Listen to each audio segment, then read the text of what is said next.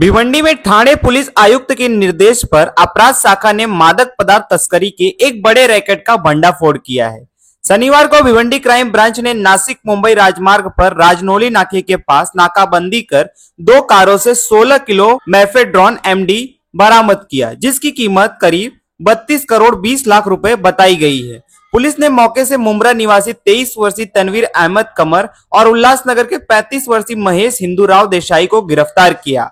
दोनों के खिलाफ पहले से कई आपराधिक मामले दर्ज हैं, जिसमें एनडीपीएस का वांछित वारंट भी शामिल है। क्राइम ब्रांच को मुखबिर से सूचना मिली थी कि दोनों आरोपी एमडी की बिक्री के इरादे से आ रहे हैं। तलाशी में बीएमडब्ल्यू और स्विफ्ट डिजायर कार से ड्रग्स बरामद हुआ। दोनों आरोपियों पर एनडीपीएस एक्ट के तहत मामला दर्ज कर पुलिस हिरासत में भेजा गया है।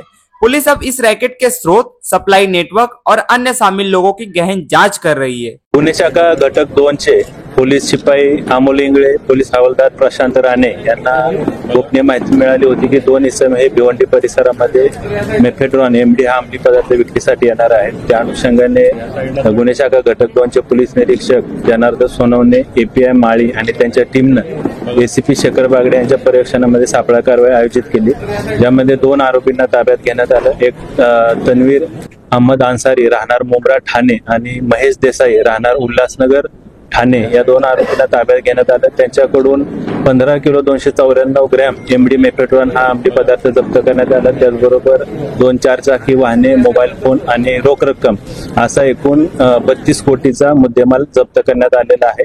2 आरोपींना गुन्ह्यामध्ये अटक करून मान्य न्यायालयाने त्यांना उद्यापर्यंत दिनांक 13 तारखेपर्यंत पोलीस कोठडी रिमांड दिलेला आहे। या 2 आरोपींवर पूर्वी एनडीपीएस अन्वये तनवीर अहमदवर 3 गुन्हे दाखल आहेत आणि महेश देसाईवर 4 गुन्हे दाखल आहेत।